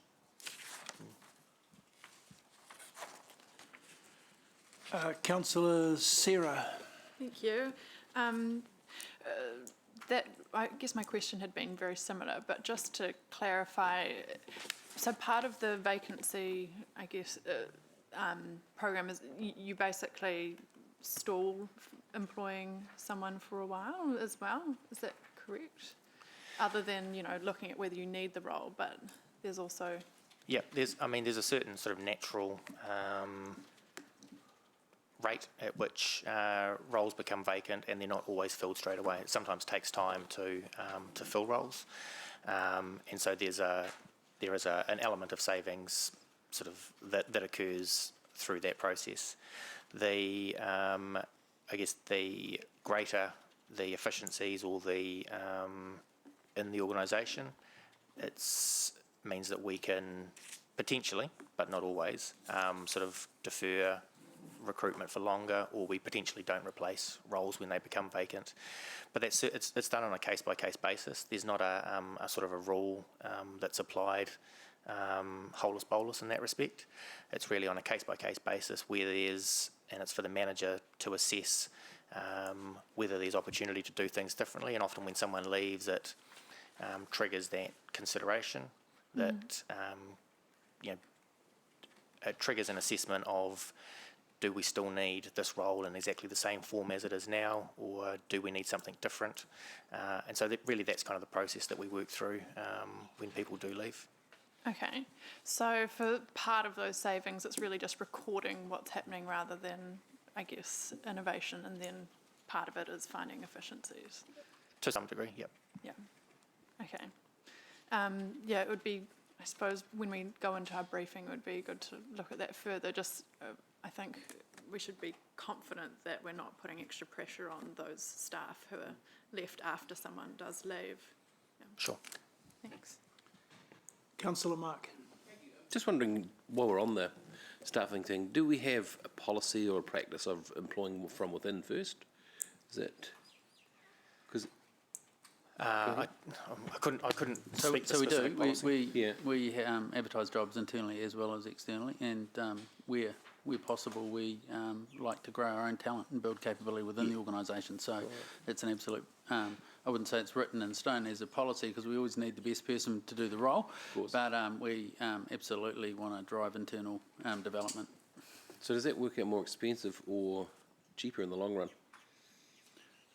It means we can get people in roles quicker, because we don't have to wait for them to give 4 weeks' notice. We normally work within the council to make sure we can make that shift happen sooner. But it's no additional cost. No, it doesn't. There's not a cost impact. Each role, when we recruit for it, is sized by an external firm in terms of what the salary is for that role, and so. Right. Yep. I'm just thinking of it as a pattern. Okay, so person A up here leaves. Yep. Person B goes into that role, leaving their role vacant. Yep. Then you sweep in and have that conversation about, do we need person B's role at all? So that's a lesser role, isn't it? That's one way that it happens. Yes, that's right. Right. Okay. So I was just thinking out loud. It's also that some people leave where they might be on a higher percentage of their grade within a role, and somebody comes in and they develop into the role. So sometimes people coming into the role aren't paid the same as the person leaving, because they don't have that experience, but they're given that development opportunity. Right. Okay. Thank you. That's cool. Thanks, Mark. Mayor Paula. That same theme of staff and efficiency. there is an amount of budget, and I can't remember how much, to do with automation, automation for want of a better word, and putting some of our easier functions into an automatic modern approach, which will create savings. When will we expect an update on that, what it looks like, and what kind of services are likely to be the best candidates for automation? Like the very basic front end of consents, for example, Yep. as opposed, and then what implications that may have on staff. But having said that, we have to be mindful as governors that we're looking for the most cost-effective and efficient way of delivering services to ratepayers, so getting that balance right.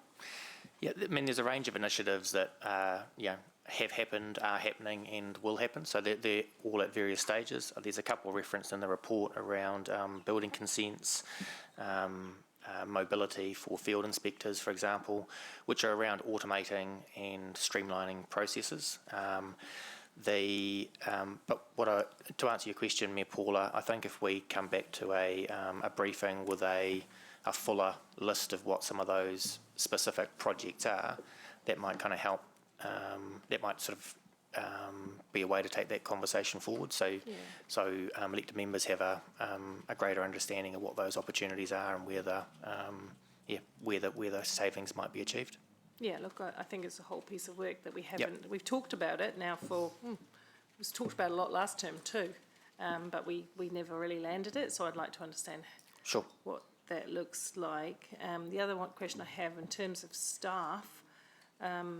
Understanding the age of the workforce and how many are likely to retire out or drop to lower hours and that kind of thing is part of the picture I'd like to understand. Will we get to look at that at some point? Because there are some staff people who might volunteer or want to go into more flexible work arrangements, including part-time, etc., and what impact that might have.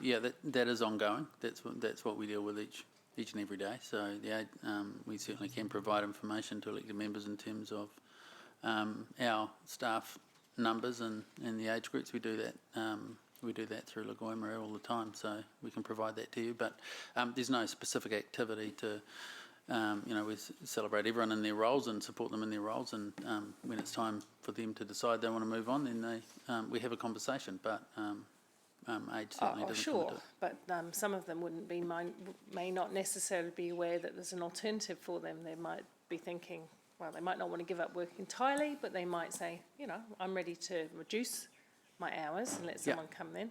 That would be up to the employee to come and have a conversation. There's obviously, when there's a change in employment conditions, there's certainly if somebody wants to retire early, there's that can be done, but we have to be mindful of and respect our employees for staying on board for as long as they. There still can be a global message in the organisation that if you want flexible arrangements, come talk to us. Sure. Because otherwise they don't necessarily know that conversation is open to them. Yeah, absolutely. Because it's happening a lot post-COVID in many companies where people are opting to work at a certain level, and it suits them for whatever personal reasons it might suit them. Sometimes it works, sometimes it doesn't, depending on the role that they're fulfilling, right? So. Well, hopefully we could be more nuanced than the old-fashioned job sharing. Sure. I'm in 2 days a week and you're in 3. Sure. It's a bit, with being able to work remotely. Well, certainly embracing the new way of working and embracing how people want to engage with council is the new norm for us, and so we need to continue with our conversations with our staff and make sure that we can attract the right talent to be with our organisation and deliver great outcomes. And this is probably not a question to be answered now, but I'll raise the question for future. I know Richard has talked a few times about the building only being a third full now with people working remotely, etc. That might not be quite the right figure now, but last time I spoke about it. And what we could do with this very big capital asset that we're in here, sure, if that trend continues. Now, when would we expect to have that sort of discussion? Would that be an LT That would piece? be part of what Sean's talking about. That's one of the key things we're looking at in terms of driving savings. It's it's a broad program because it's not only moving people or reducing our physical footprint, it's about making sure that we have the right leadership and culture in place to make sure we don't have any erosion of productivity, but also support for staff. So it's, on the face of it, it seems quite simple, but we need to make sure that we support staff and ensure that they keep delivering the outcomes. Oh, yeah, I'm sure. Yeah. Thank you. Mungai Hemi. Mine's a measurement question. $100 million is a lot of money, but spread over 10 years, savings is less than 0.5%. So I'm just sort of wondering if we had a look at percentages-wise in terms of cost savings across the organisation, use that as a target. You know, I think that the cost savings is a short-term. Look, I think we should embrace COVID in many ways. There are some positives, and the positives are going back to normalcy. It's not going to happen. I believe that we need to look at what can we do. How can the council respond to moving forward from here? And talked about its efficiency. It talked about improving culture. It allowed staff to be working from home and bits and pieces, but a lot of other ones. And I think as a ratepayer, what you want to know is that the council is using the money efficiently. And if we can show leadership along those lines, then that may not necessarily quieten down everybody, but at least you can say there's an effort. And I think it's the measurement question that I'm just sort of wondering why. Because, you know, $100 million numerically is a lot, but the amount of money that we use to save over a 10-year period is very, very small. Less than 0.5%. And I just did some numbers. I need plus, minus, multiplication. That's all you need to know, and it doesn't add up. Sorry.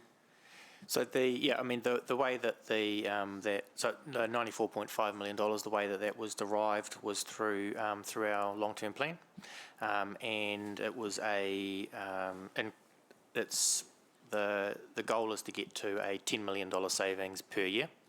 So it's a $10 million per year sustainable savings from doing things differently. So the numbers each year build up towards $10 million. So I think in the first year it was $4 million. Last year it was about 6. This year it's 7, and then I think it goes to 8 and then to 10. And so a sustainable $10 million savings from then on. Whether we express that as $10 million a year or as a percentage of the total council spend, it doesn't change fundamentally the work required to achieve those savings. But yeah, I mean, I appreciate what you're saying. I think as we go into the next long-term plan, we can look at whether that's still the right way to assess, calculate, sort of track savings. I think the principle or the fundamentals don't change, that we want to be more efficient as a council. We want to provide the best value for money for our community. So we're doing everything we can to drive towards that. Whether we express that as a dollar figure or a percentage is, I don't know. I'm not sure that it doesn't make any difference to the work required. It might make a difference to the way that we communicate it. My personal view is that communicating dollars means more to the community than I think a percentage kind of gets lost a little bit. I just think that I always thought efficiency was doing more for less, and we should be concentrating on the output side of the model, which means what are we achieving, rather than the input side of the model, which is how much is it costing us to do the same thing. Yeah. So I mean, and if we all we need to do is have a philosophical agreement around efficiency, and efficiency is not necessarily making people unemployed. It's basically what can we do smarter. Correct. And I think COVID's given us an opportunity to have a look at that. That's all, Mr. Chairman.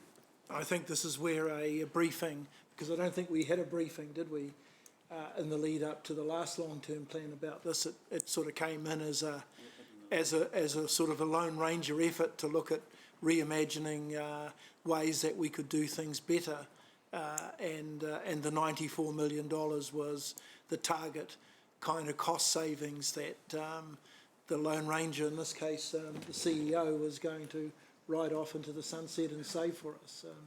I guess the next step here, and this is the discussion I've had with Sean, has been that maybe we need to, in the lead up to the long-term plan, sit down and work out what the what we're trying to achieve in terms of governance and management, and see if the ways in which it can be achieved.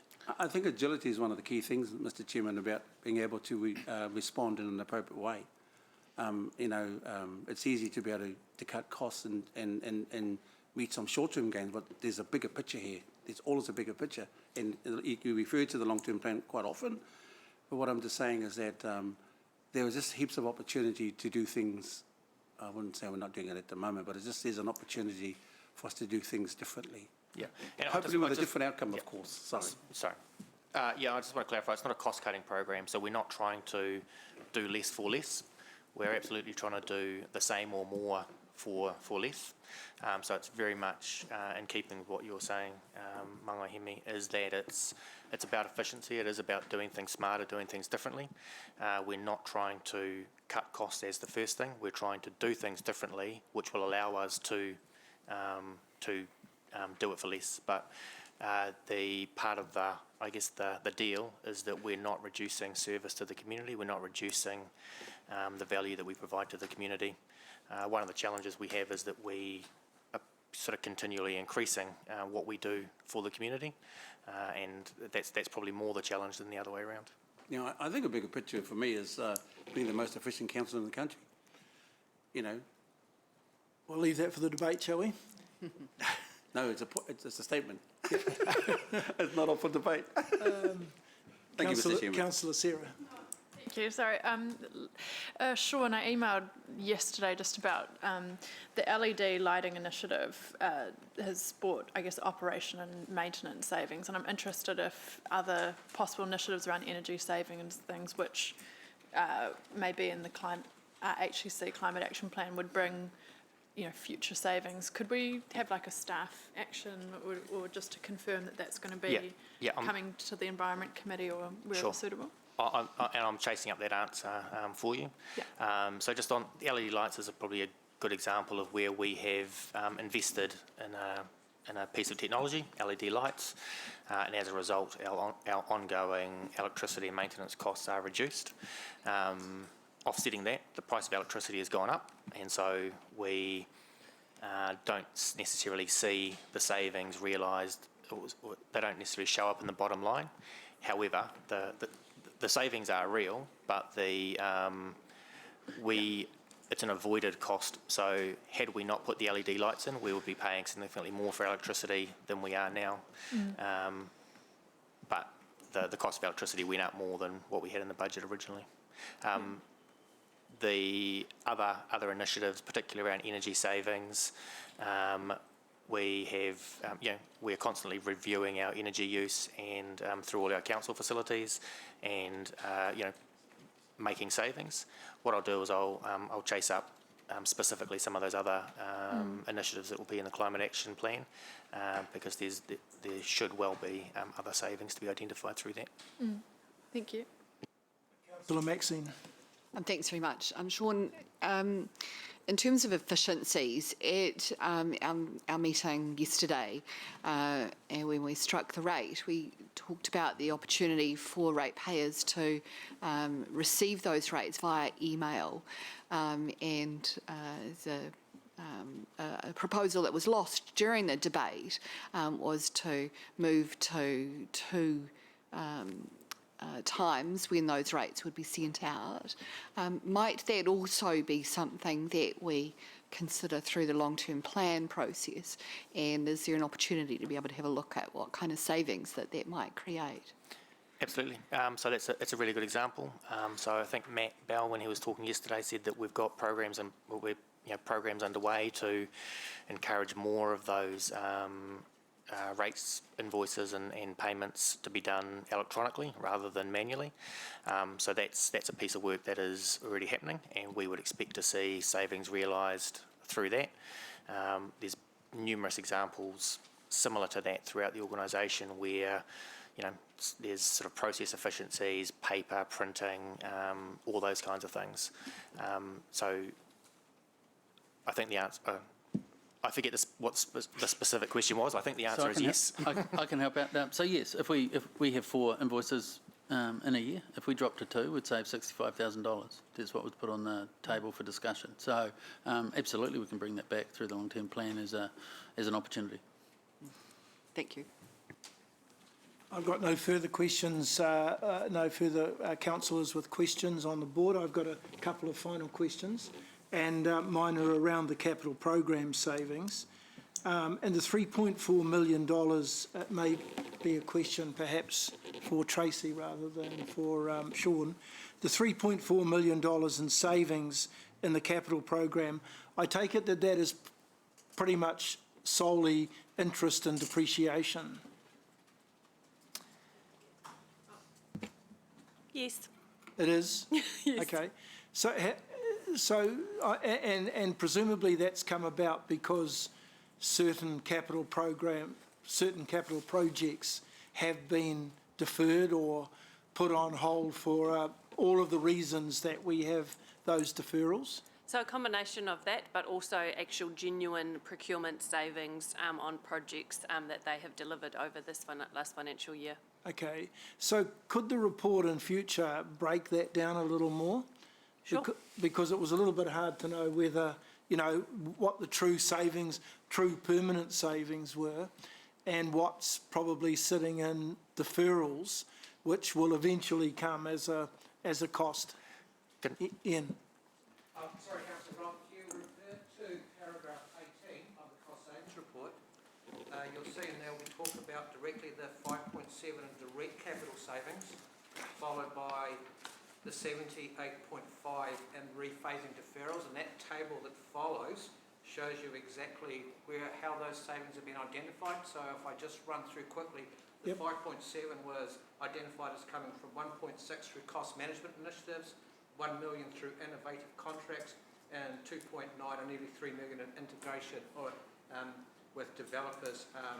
And then if you follow your eyes across to the right-hand side, you'll see that we break down the savings by way of depreciation and interest. Okay. And then the big one is the portfolio management savings, which effectively are those deferrals we have classified as being rephasing, because we're still going to deliver the same value of work in the same time frame. We've managed through our portfolio through the programming to be able to deliver them in a different time frame. And that's So these are permanent saving. These are permanent. The top ones are the direct savings. Yeah. Okay. And the management savings are around deferrals. Okay. Thank you. That's I couldn't follow that from reading, but obviously that's answered that. And the other question is around the let me just find paragraph 14, where we calculate out the interest savings over the whole of the 10 years. Is that likely to, the interest savings are likely to end up being significantly less as if interest rates stay at the current or lower levels? So at what point would we, as we've done, you know, as we did for the annual plan, at what point should we be revising what we think they might be so that our $94 million savings gets adjusted? So I think that's exactly what David and Sean have been talking about this morning as far as the long-term plan. It is about taking stock of where we've got to and what does that look like going forward, because you're right, there's been a huge change in exactly that, like interest costs, for example, and just in the last year, let alone the last 3 years since we set that long-term plan. Okay. Yeah, interest is a key assumption that we bring in the last minute. So no, I understand, and I understand that that would have been the cost of capital at the time of the last long-term plan. That's right. Which of course has been coming down. So later years are indicative, but they'll absolutely will be changing as the interest rates change. Okay, no, that's great. Thank you. All right, we've covered off the questions, so find my space back on the staff recommendation. And the staff recommendation is that the Finance Committee receives the report. I'll move. Do I have a seconder, please? Thanks, Councillor Martin. I've got a couple of comments I'll make, but in a very short debate. And I find the page that I put them on. and just really around the fact that those who were on council during the last term will recall that the $94.5 million target that was set as part of this reimagining of council was in fact a significant challenge, so much so that I think we had Audit New Zealand doing second takes of it to ensure that if it was going to be included in the long-term plan, it was able to be along the lines achieved. I personally had quite a lot of difficulty reading this report, trying to work out, where the savings were, and felt that particularly around the personnel costs, there were kind of little jam jars where on Tracy's report, there was a $3 million overrun in terms of personnel costs, and in this report there was a $2.2 million savings. So I just and certainly the discussion I had with Sean yesterday is around the fact that I think we need to revisit this as part of the long-term plan, and I'd certainly welcome a briefing on it so that we get a chance to get perhaps around the table a much better understanding of what it's all about. Reimagining to me is not solely about cost saving, as Hemi has perhaps queried. It's around trying to find better ways of operating the organisation.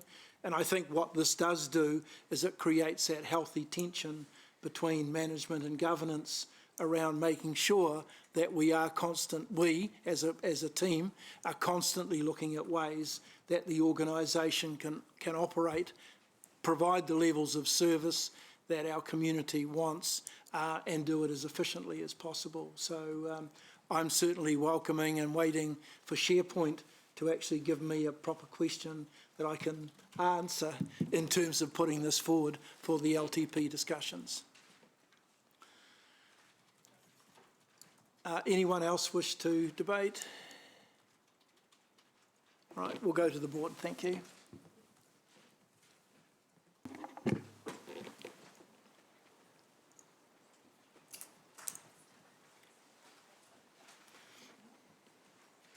The motion is carried unanimously, noting that Councillor Wilson is voting via audio-visual link. Thank you. Thank you, and welcome to Corey, who's now here to do the Watertight item number 10, which is the Watertight Claims. Page 78. On page 78, thank you. Good afternoon, councillors. Firstly, my apologies for lateness. This is an annual report on the management of our Watertight Claims. Can you turn your mic on, please? There we go. Sorry, should I start again? No. So this is an annual report on our Watertight Claims. You'll note from the report that this year's report shows no movement in our Watertight Claims from our last financial year, but are very happy to take any questions on the contents of the report. Okay, I've got Councillor Mark. Yep, just a quick question. Thanks, Corey. I'm trying to work out. So, is there a likelihood of more claims coming in the future? Bearing that in point 11, it said the criteria must establishes that the dwelling must have been built or subject to alterations and a claim lodged within 10 years of that code compliance. Now, the period is up to 2004, isn't it? So, is that right, or are there more claims coming? Can you help me understand that, please? Yes, great question. So, two different types of claims, I guess. The initiation of this report is around the Watertight Homes Resolution Service, which was established when government at the time understood that we had a crisis, a leaky building crisis. Since then, we've progressed. The building code has progressed. Our building standards and our cladding systems have progressed. Having said that, we are still having some challenges with building defects. So the likelihood of us getting what was traditionally called a weathertight home is very slim because of the 10-year long stop. However, that doesn't preclude us from getting any further litigation. Right, so I have a house that was built, say, in the year 2000.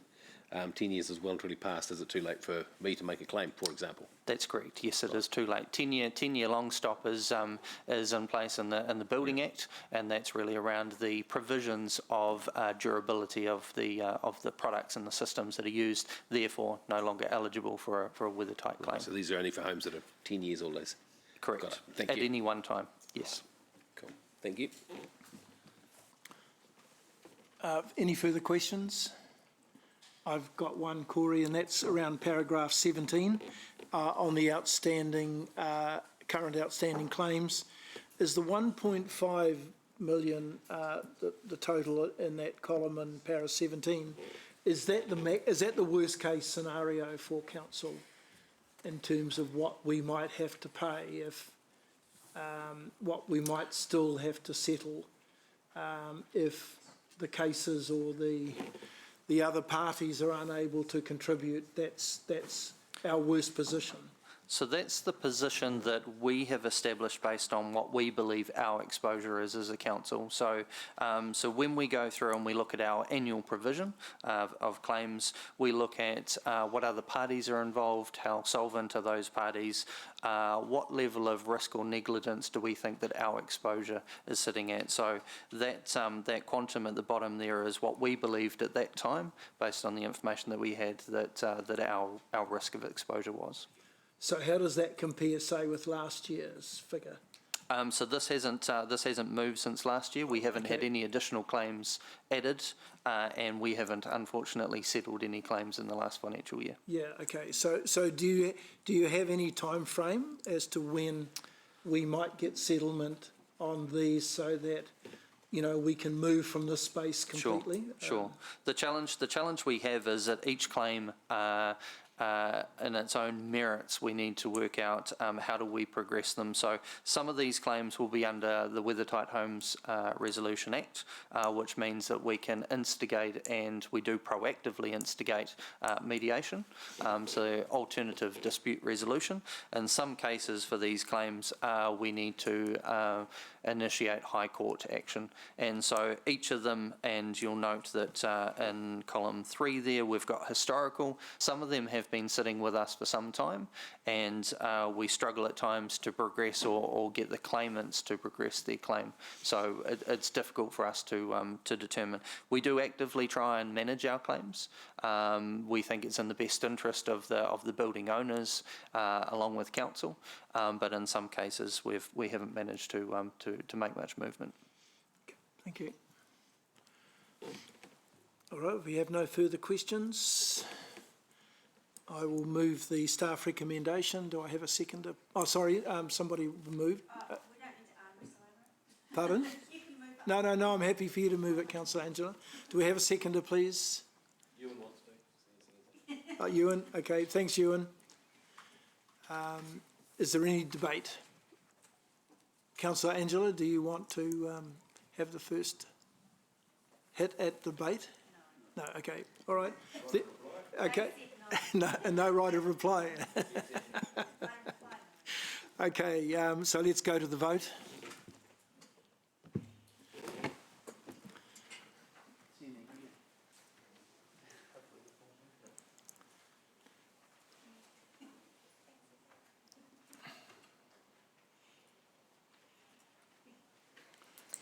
The motion is carried unanimously, noting that Councillor Wilson is voting via audio-visual link. Thank you. Thanks, Corey. Okay, so the next step in the meeting process is for me to move a resolution to exclude the public, and I will so move.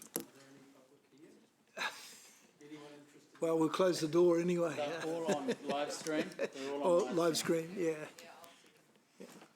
Thank you.